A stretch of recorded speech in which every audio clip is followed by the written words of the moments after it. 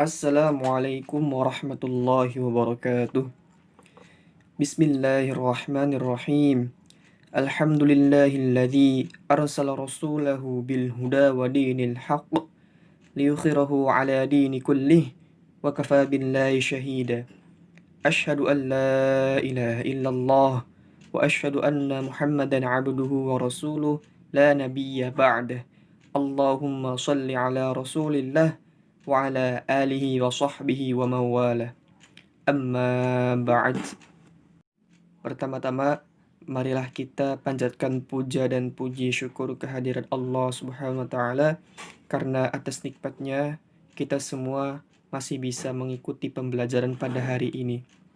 Dan tak lupa sholawat serta salam tetap kami curahkan kepada baginda kami Nabi Muhammad sallallahu alaihi wasallam.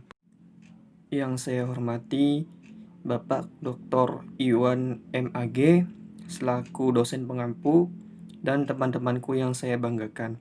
Izinkan saya selaku moderator kelompok untuk memperkenalkan kelompok kami yang beranggotakan Triana Elvira, Muhammad Dinar Ramadan Sumana, dan Sulastri Sulistiowati. Dan tujuan kami untuk mempresentasikan makalah tentang Renaissance dan humanisme. Bismillahirrahmanirrahim. Perkenalkan, nama saya Muhammad Dinar Ramadan Sumana. Saya akan menjelaskan tentang pengertian Renaissance atau bisa disebut dengan abad pertengahan. Dalam bahasa Inggris disebut dengan Middle Age, yang merupakan zaman di mana Eropa sedang mengalami masa suram. Berbagai aktivitas kreativitas sangat diatur dan dibatasi oleh gereja pada saat itu. Dominasi gereja juga sangat kuat dalam berbagai aspek kehidupan. Agama Kristen sangat mempengaruhi berbagai kebijakan yang dibuat oleh pemerintah. Seolah-olah pemerintah tersebut tidak mempunyai kekuasaan. Justru, malah gerejalah yang mengatur pemerintahannya. Berbagai hal diberlakukan demi kepentingan gereja. Tetapi, hal-hal yang merugikan gereja akan mendapat balasan yang sangat kejam. Pemikiran manusia pada abad pertengahan ini mendapat doktrinasi dari gereja. Hidup seseorang selalu dikaitkan dengan tujuan akhir. Kehidupan manusia juga pada hakikatnya ini sudah ditentukan oleh Tuhan.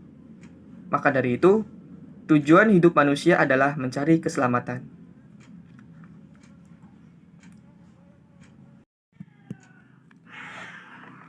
Selanjutnya, saya akan menjelaskan tentang tokoh-tokoh pada zaman Renaissance. Setiap gerakan, baik besar ataupun kecil, akan menghasilkan tokoh-tokoh yang tidak akan lepas dari sejarah pergerakan tersebut. Begitu pula Renaissance, gerakan yang mampu mengubah cara berpikir orang Eropa menjadi lebih maju dan modern, dan juga mempunyai tokoh yang harus kita ketahui. Pada zaman Renaissance, terdapat tokoh di berbagai bidang, baik di bidang seni budaya, ilmu pengetahuan, penjajahan, ataupun di bidang filsafat. Yang pertama adalah Nicolaus Copernicus, yaitu seorang astronom, matematikawan, dan ekonom yang berkebangsaan Polandia, yang mengembangkan teori heliocentrisme, serta tata surya dalam bentuk yang terperinci sehingga teori tersebut bermanfaat bagi sains. Yang kedua adalah Tycho Brahe, berpendapat bahwa benda-benda angkasa terapung bebas dalam ruang angkasa. Yang ketiga, Johannes Kepler, seorang ahli matematika yang melanjutkan penelitian Brahe tentang gerak benda angkasa. Yang keempat adalah Galileo Galilei, membuat sebuah teropong bintang yang terbesar pada masa itu dan mengamati beberapa peristiwa angkasa secara langsung. Kemudian, terlihatlah planet, Venus, dan Merkurius yang menunjukkan seperti halnya bulan. Istilah humanisme berasal dari kata human yang berarti manusia. Aliran pemikiran ini menekankan kepada value, yaitu nilai dan dignity, martabat manusia di atas segala-galanya, serta menjadikan kepentingan manusia sebagai ukuran kebenaran mutlak. Humanisme memiliki beberapa tema, yaitu sebagai berikut. Freedom, yaitu kebebasan berpikir yang mulanya pada abad pertengahan, institusi-institusi seperti gereja, feudalisme, dan kekaisaran merekayasa pandangan masyarakat kepada satu kosmik. Yang kedua, naturalisme, yaitu pandangan bahwa manusia adalah bagian terpenting dari alam semesta.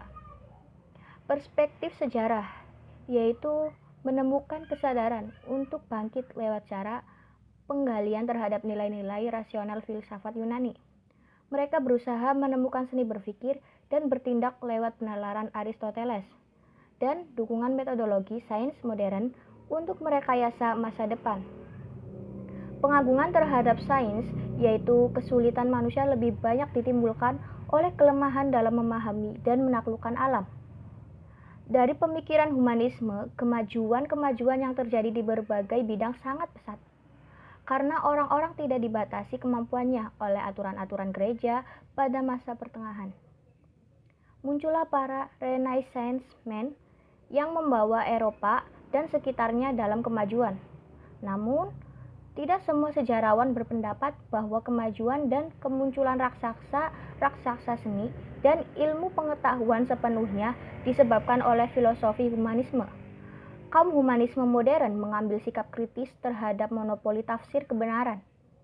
Kaum humanisme modern ditandai oleh pendekatan rasional terhadap mereka manusia yang tidak terburu-buru melakukan hubungan singkat dengan otoritas wahyu ilahi, melainkan lebih dahulu lewat penelitian yang cermat atas ciri keduniawian dan alamiah manusia.